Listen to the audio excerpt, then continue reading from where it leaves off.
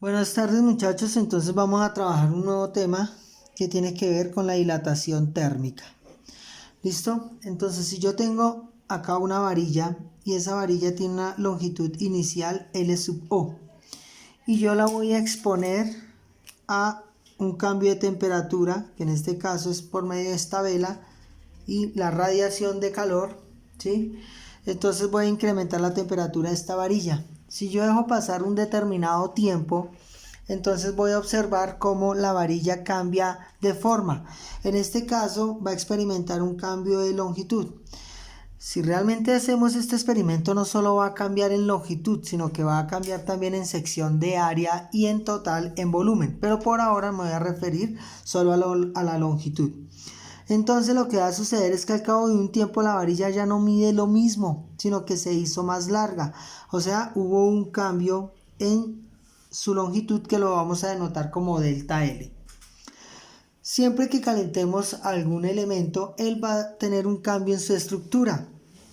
Entonces, si por ejemplo el hierro o cualquier metal lo caliento, entonces él va a aumentar en su área, en su volumen y en su longitud.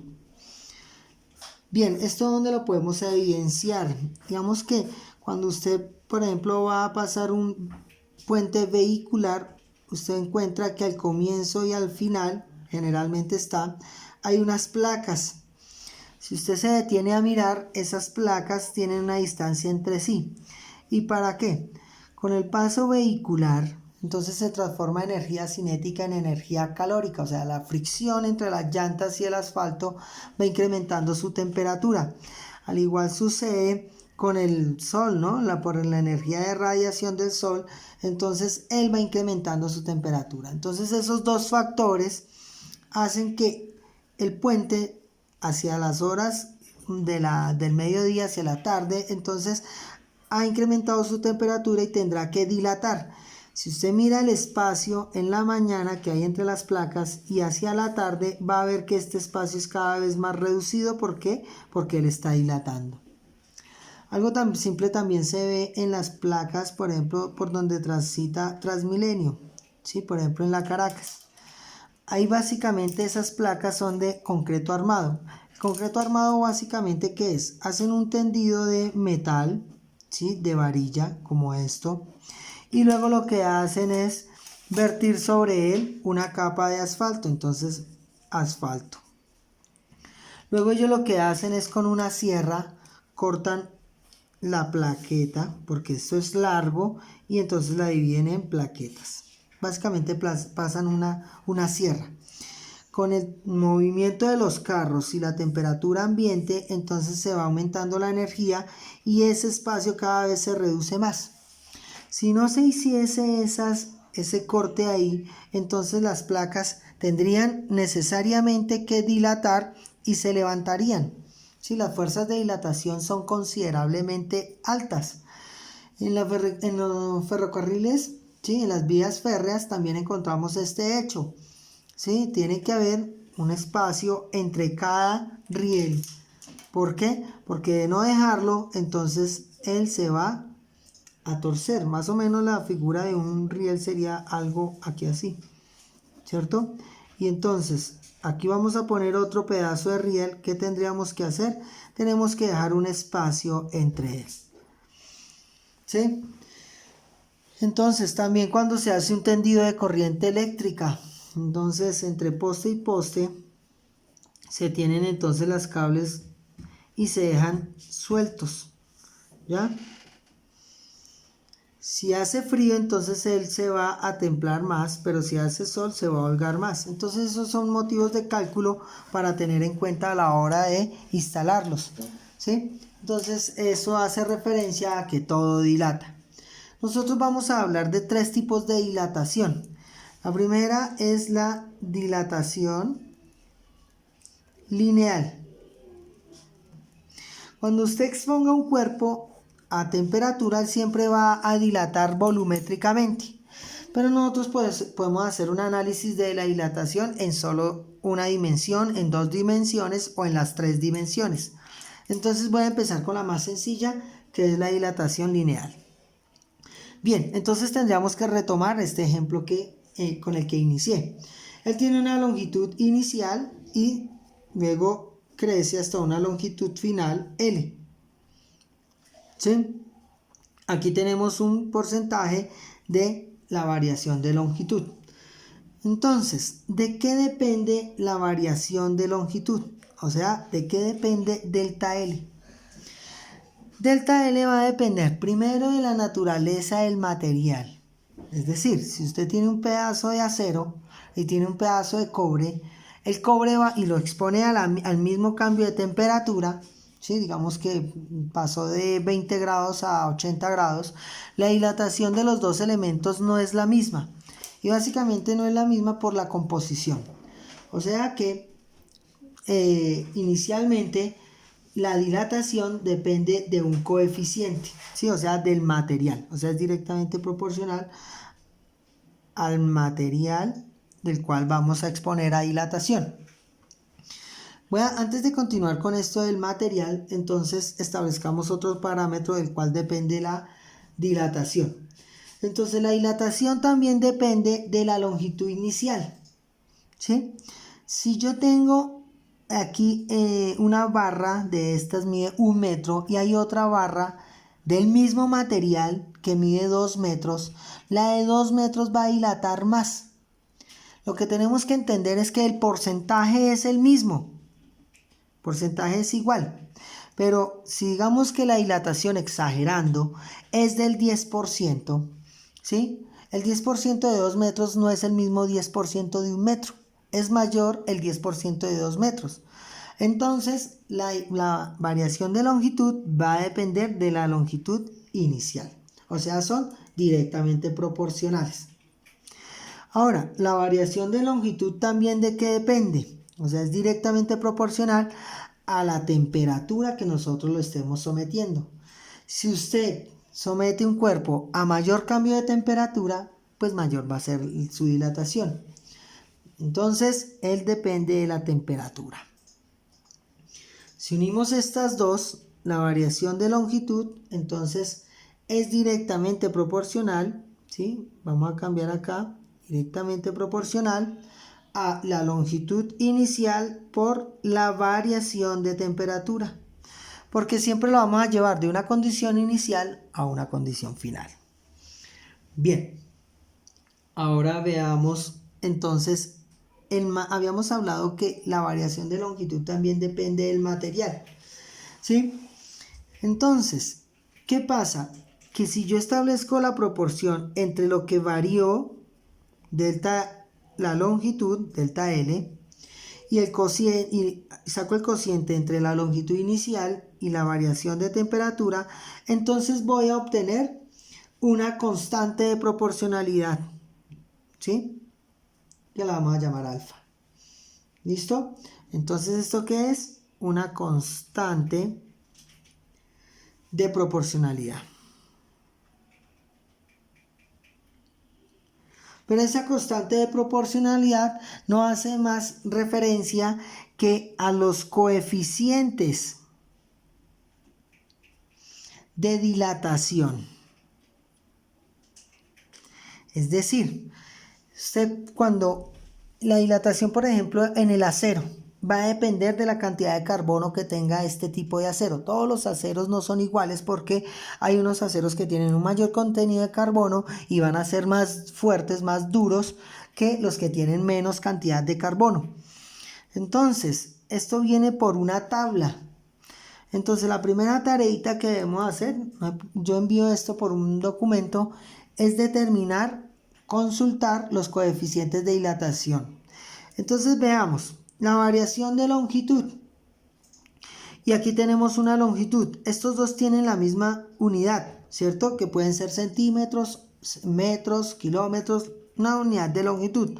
Pero como está en el numerador y en el denominador, se van a cancelar las unidades, porque las medidas no son las mismas, solo las unidades.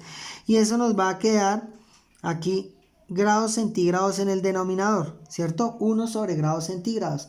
O sea que esto es igual a grados centígrados a la menos 1, si tenemos en cuenta las propiedades de la potenciación, porque sabemos que Si una cantidad estando en el denominador pasa al numerador, su exponente cambia de signo. Estaba positivo, ahora pasa a ser negativo.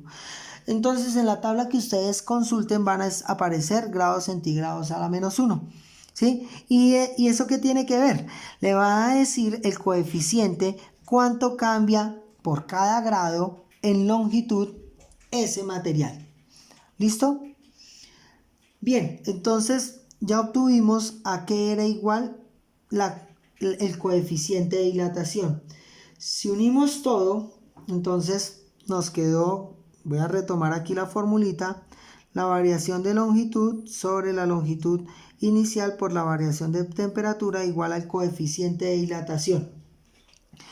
¿Qué nos interesa hallar? A nosotros nos interesa determinar cuál es la longitud final. Entonces, esto que está dividiendo pasa a multiplicar y la variación de longitud es igual a longitud inicial por la variación de temperatura por el coeficiente de dilatación. Bien, pero sabemos que toda variación de longitud es longitud final menos longitud inicial. Yo aquí llamé longitud final a L mayúscula. Usted le tomará el valor como, usted lo tomará como desee, ¿listo? Entonces voy a ponerle aquí una F, que es la longitud final, que es igual a longitud inicial por la variación de temperatura por el coeficiente de dilatación. Entonces, como lo que me interesa hallar es la longitud final, ¿sí? Entonces despejo y me queda que la longitud final es igual a la longitud inicial, que la llamé L sub O. Esto pasó a sumar más L sub O por el coeficiente. Puedo organizarlo acá, voy a colocar coeficiente por la variación de temperatura, que es como normalmente lo van a encontrar en sus textos, en cualquier consulta que ustedes hagan. Bien, luego aquí la longitud final va a ser igual, como ven, esto tiene un factor común, que va a ser igual a la longitud inicial factor de 1 más el coeficiente de dilatación por la variación de temperatura. Y tenemos entonces la formulita con la cual podemos calcular cuál es la longitud final de un cuerpo que es sometido a una variación de temperatura. La variación de temperatura sabemos que será igual a temperatura final menos temperatura inicial, que usted la puede hallar previo a utilizar la fórmula. Y bueno, entonces ya tenemos los parámetros para hallar la dilatación lineal de un cuerpo. Ahorita vamos a resolver algunos problemas en contexto empleando estas fórmulas. Por ahora vamos a salir de todas las ecuaciones. Bien, entonces está la formulita para la dilatación lineal. Ahora vamos con la dilatación superficial. La dilatación superficial obedece al área, ¿cierto? Entonces, si nosotros tenemos acá una platina, bueno, una superficie de acero, digamos que es esto, y yo la expongo a calor, o sea, lo voy a calentar, ¿qué va a suceder? Pues que él va a dilatar a lo largo y a lo ancho. También va a dilatar a lo alto, pero como estamos hablando de dilatación superficial, solo voy a considerar esas dos. Y pasaría entonces de ese tamaño, ¿sí?, que tenía inicialmente a esto. Entonces, aquí B y A dilatar. Entonces, para hallar su ecuación, la forma en que vamos a hallar el área de dilatación, entonces básicamente nos vamos a referir porque el procedimiento es exactamente igual, ¿sí? Entonces, el área final, ¿a qué es igual? Al área inicial, por 1 más. Cuando hablamos de lineal, entonces tenemos en cuenta una sola dimensión. Cuando hablamos de superficial, tenemos en cuenta dos dimensiones, largo y ancho, o sea, A y B. ¿Sí? Aquí está escrito, A y B. Entonces, como son dos dimensiones, ya no irá como coeficiente aquí con el alfa y la variación de la temperatura del 1, sino el 2 veces el coeficiente de dilatación lineal, que eso lo encuentran por tabla, por la variación de temperatura. Y tengo entonces la formulita con la que vamos a calcular el área final de un cuerpo. Yo aquí utilicé una platina de forma rectangular, pero también puede ser un disco, ¿no? Un disco de aluminio, de acero, y que al final va a dilatar. La fórmula sigue siendo la misma, pero ¿qué debo tener en cuenta ahora? Que el área ya no va a ser A por B como acá, sino que va a ser pi por radio al cuadrado. O sea, recordar esas formulitas. Entonces ya ahorita hacemos problemas al respecto. Y para terminar, este tipo de dilataciones de cuerpos sólidos, porque esto compete a cuerpos sólidos, tenemos la dilatación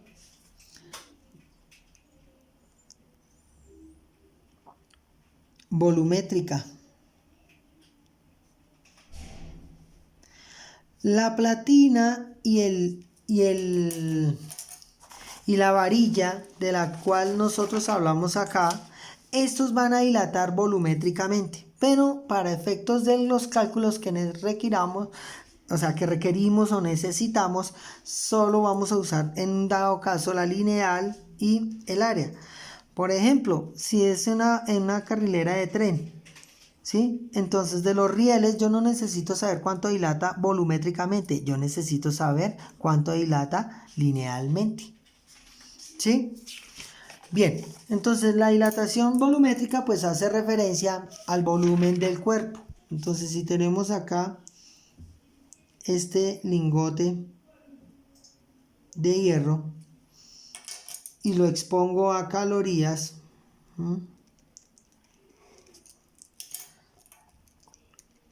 entonces una vela o algo así, entonces él al final va a tener una forma en la cual está variando sus 3 dimensiones, ¿cierto? Entonces si es esto, un prisma de caras rectangulares, A por B por H, ¿cierto? Y tendríamos un volumen final. La fórmula, entonces, si miramos lo que ya hemos obtenido, entonces simplemente bastará con escribir el volumen final va a ser igual a, es la misma estructura que teníamos en el ejercicio anterior, volumen inicial por 1 más, como ya no es una ni dos, sino que son las 3 dimensiones, largo, ancho y alto, entonces 3 veces alfa por la variación de temperatura. Y bueno, tenemos la fórmula para calcular la variación de volumen de un cuerpo cuando es calentado.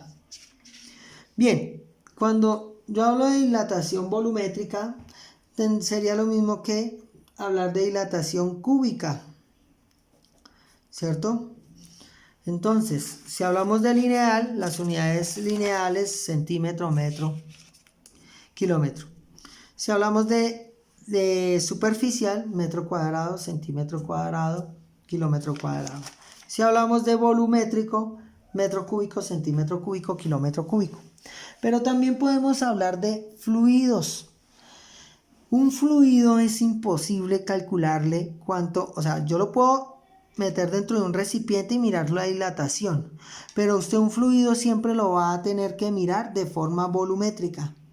Entonces, hablemos un poquito de la dilatación en fluidos.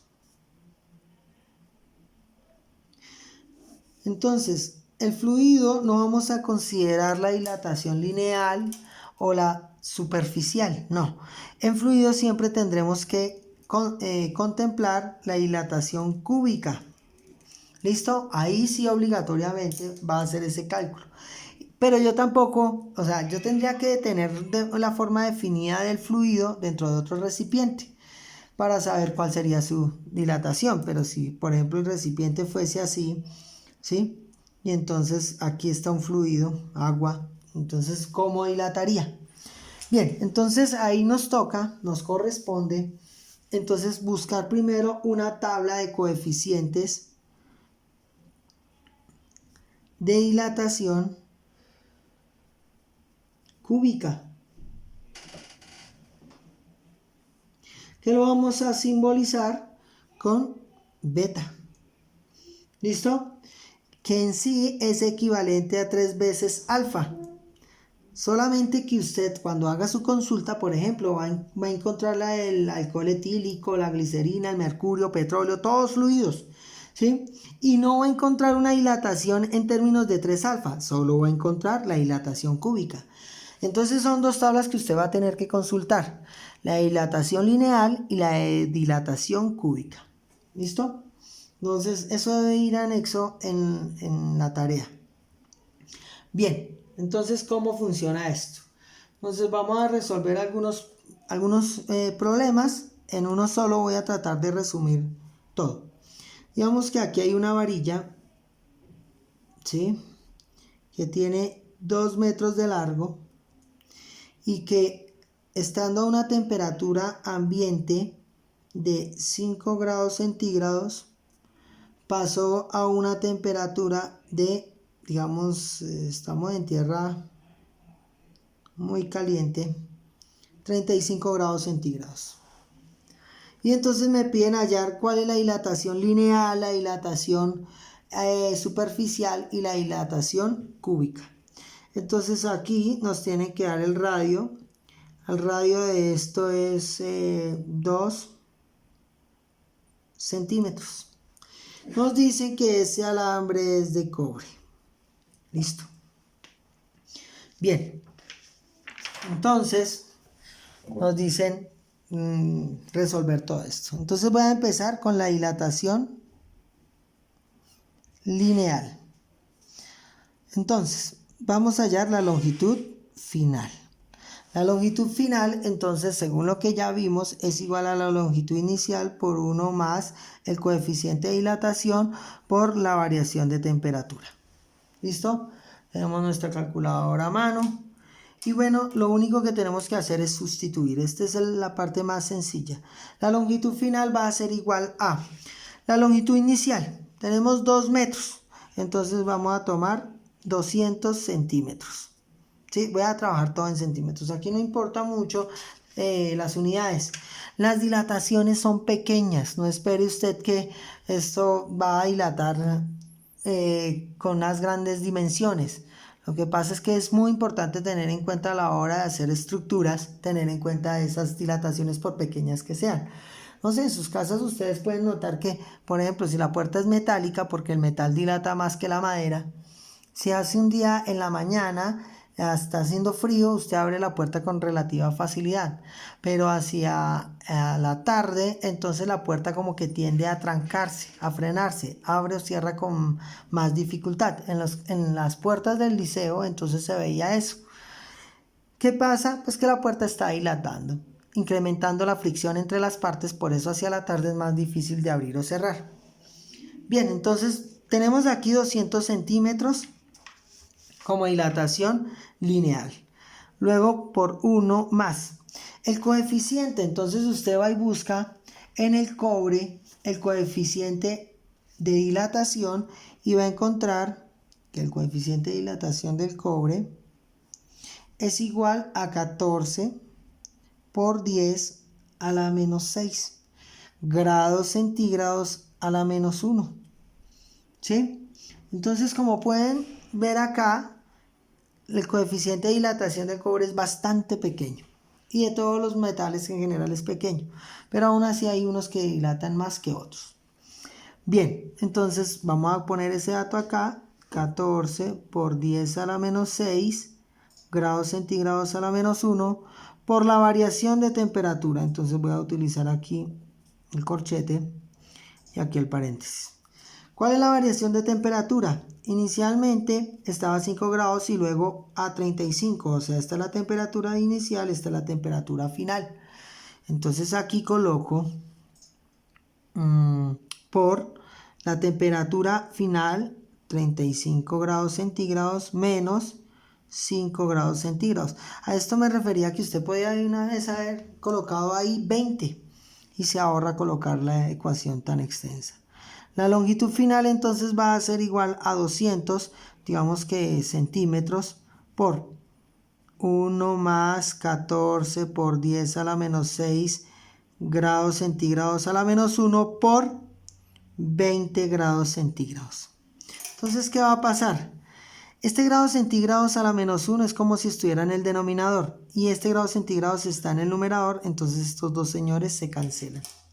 Y bueno, tomo mi calculadora y vamos a hacer la operación. 200 que medía inicialmente por 1 más 14 elevado a la menos 6 por 20. ¿Cierto?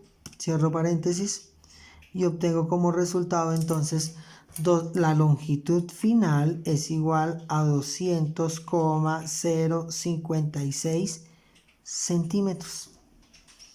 Fíjese que no alcanza, o sea, la dilatación es mínima, en el orden de los milímetros, pero efectivamente sí dilata. Listo, entonces esa fue la dilatación lineal del ejercicio. Ahora vamos a calcular la dilatación superficial. Entonces, la dilatación superficial, hay dos superficies que van a dilatar, ¿sí? Que son los discos de estos costados o lo que va a crecer esta superficie lateral, ¿sí? O sea, usted puede calcular cualquiera de esas dos. Entonces yo voy a calcular inicialmente la de los discos. Entonces vamos a empezar. El área final es igual al área inicial, ¿cierto? Por 1 más 2 veces el coeficiente de dilatación por la variación de temperatura. El área final va a ser igual a el área inicial. ¿Cuál es el área inicial? Entonces será pi por el radio al cuadrado, ¿cierto? Ese es el área inicial. Recuerde que estoy calculando el área de uno de los discos, de los lados, de los costados, ¿sí? Por 1 más 2 veces, entonces nuevamente el coeficiente de dilatación por 14 por 10 a la menos 6 grados centígrados a la menos 1, no lo voy a poner, voy a dejar así, ¿sí? Por la variación de temperatura, que ya sabemos que la variación de temperatura fue 30 grados. Ah, yo cometí un error. Aquí era 30 grados, muchachos. Bueno, pero bueno, no hay mayor inconveniente. Simplemente aquí lo voy a recalcular. Entonces 200 por 1 más 14 exponencial menos 6 por 30. Entonces 0,84. Bueno, es simplemente tener cuidado con esos daticos así pequeñitos. Bien, porque la variación va de 35 a 5, pues es 30 grados la variación. Listo. Entonces el área final va a ser igual a, entonces colocamos los datos, 2 al cuadrado es 4, pi, ¿cierto? Por paréntesis, 1 más 2 por 14 exponencial menos 6 por 30. Cerramos y tenemos entonces 12,57 57 centímetros cuadrados. El área inicial, ¿cuál era? Era 4, ¿cierto? Por pi. Era 12,56, ¿cierto? Vean, este era el área que teníamos inicialmente, que es esta parte. Entonces la dilatación, fíjese, en el orden de los 0,01 centímetros cuadrados, ¿sí? Entonces a eso me refiero, o sea, no hay, el 1% alcanzó a dilatar en cuanto a área. Eso en cuanto a esa parte. Pero si nosotros quisiéramos hallar el área de dilatación de esta parte, entonces tendríamos que extender el disco, ¿sí? Separar y obtener entonces toda esta parte de acá. Y esa parte entonces nos generaría algo así. Pero eso, si esto fuera un disco, si esto fuese una lámina, aquí no aplica porque es que esto es sólido, ¿sí? Pero si fuera una lámina, entonces tendríamos que calcular ahí sí la dilatación de esto. Pero sabemos entonces, aquí este dibujito, esta circunferencia va hasta acá, entonces sabemos que esto envolvería este círculo, o sea que esto mide 2πr, que es el perímetro de la circunferencia, y esto que sería entonces digamos que, bueno, me quedó ahí mal en cuanto a perspectiva, ¿no? Pero bueno, yo creo que lo entienden, es simplemente calcular el perímetro 2πr y esto que mide 2 metros, ¿sí? Y ahí se calcula. Digamos que si lo viéramos bien, esto tendría que ir acá y acá como lo coloqué inicialmente. Y bueno, pi por base por altura, y bueno, ahí tenemos la dilatación superficial. Entonces, no lo vamos a dejar ahí en el aire, lo vamos a resolver. Entonces, digamos que esto es una lámina, ¿sí? Que yo envolví, ¿sí? No están los discos de los lados, una lámina, y entonces me dicen cuánto dilatará en cuanto a superficie esa lámina enrollada. Bueno, entonces hacemos lo que les dije. Entonces los 2 metros es mucho más largo que lo que va a medir aquí esto. Entonces aquí tiene los 2 metros y aquí esto es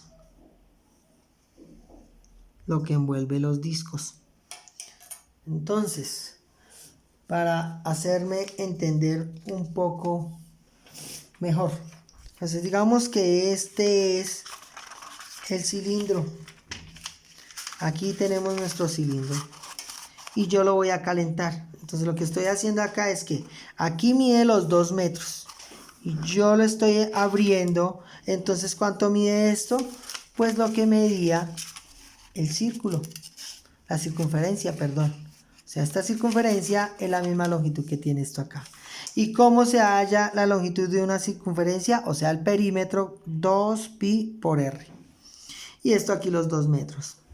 Entonces, el área final, estamos hablando de esta parte, no estamos hablando de estos discos, será igual a el área inicial por 1 más 2 veces el coeficiente por la variación de temperatura.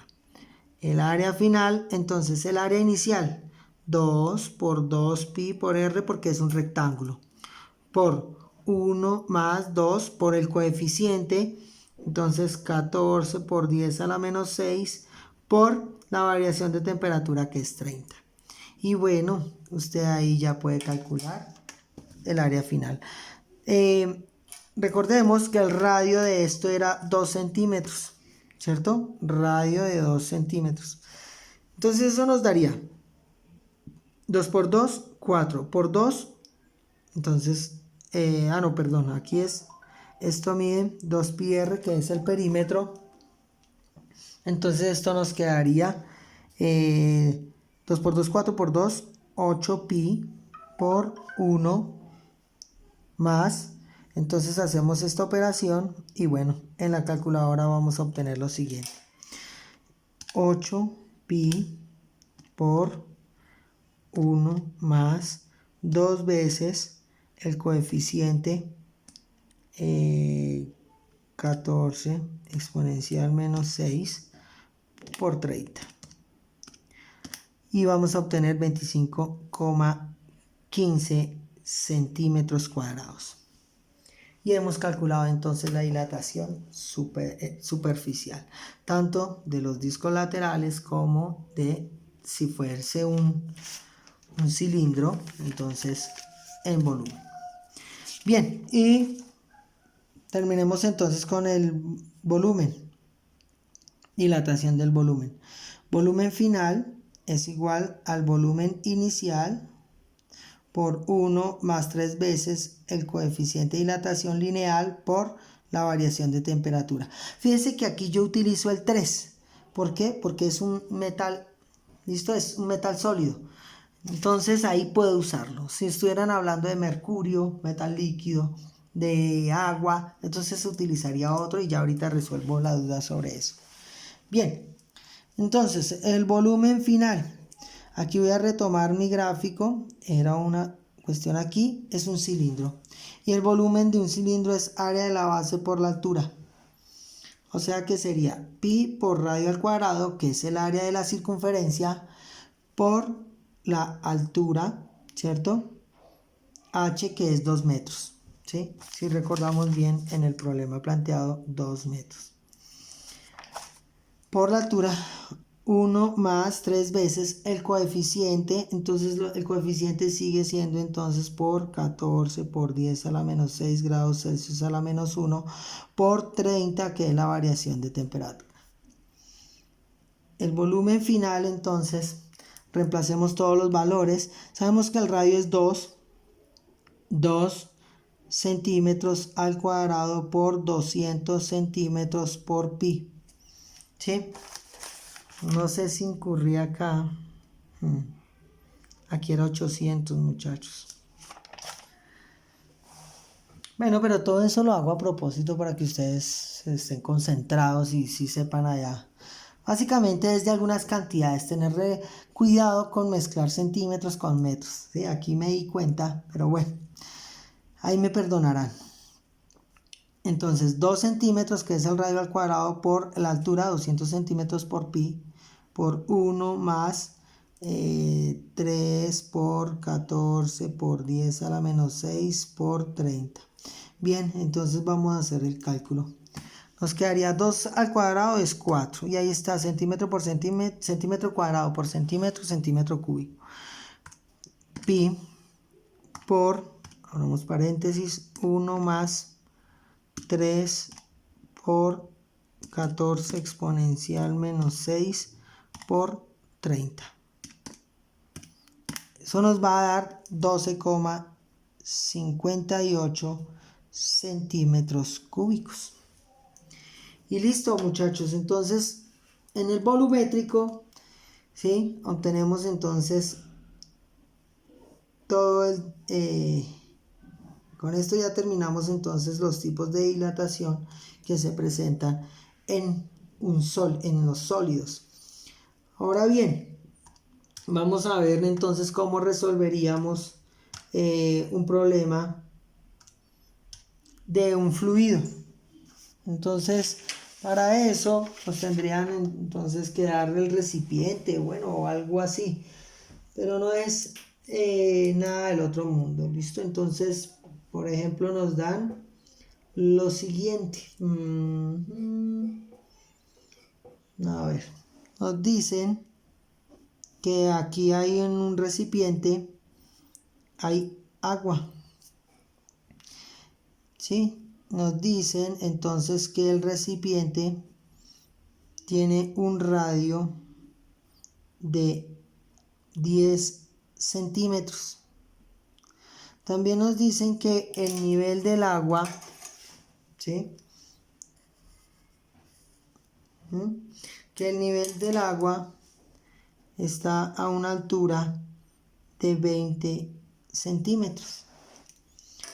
Bien, nos dicen entonces que si esto se pone en un fogón, ¿sí? Que le va a enviar calorías y que lo va a llevar de los 5 grados centígrados a 100 grados centígrados.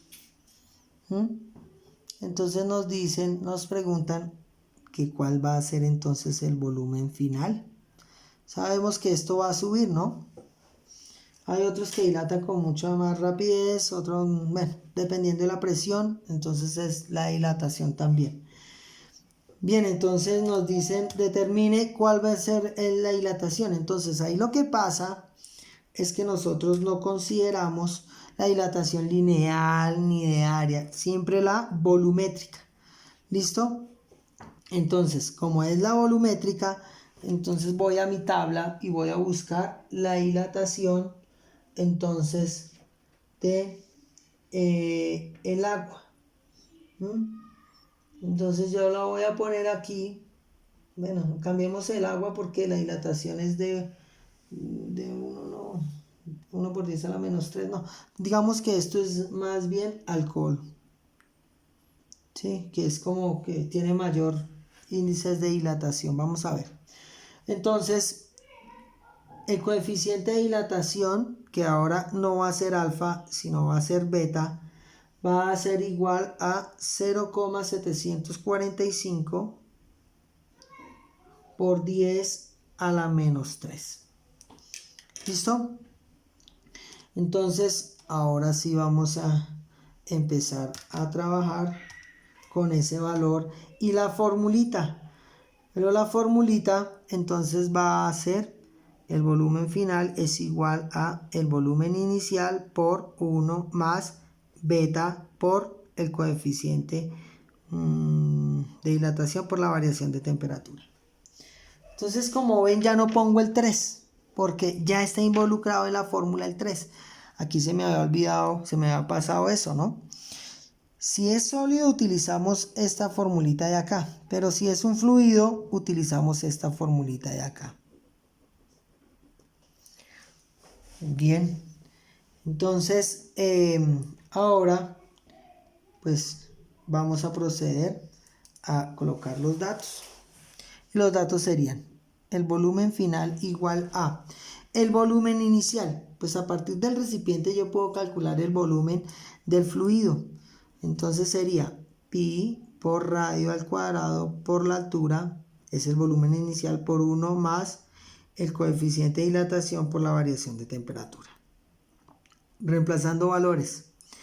El radio, si esto tiene 10, ahí dimos el valor como tal, 10 centímetros al cuadrado por la altura, 20 centímetros por pi por 1 más el coeficiente de dilatación volumétrico, que ya sabemos que es 0,745 por 10 a la menos 3 por la variación de temperatura, que es 100 grados centígrados menos 5 grados centígrados. Bien, entonces, bueno, hacemos la operación. Entonces esto ya sabemos que es 100, o sea, 2000 por pi por 1 más, y bueno, 0,745 por 10 a la menos 3 por 95 grados.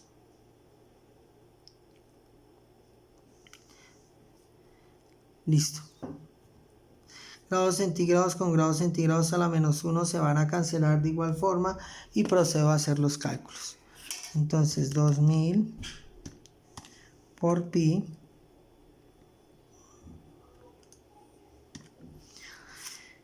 por entonces 1 más 0,745 exponencial menos 3 por 95. Y eso nos va a dar 6000, volumen final, 6727,87 centímetros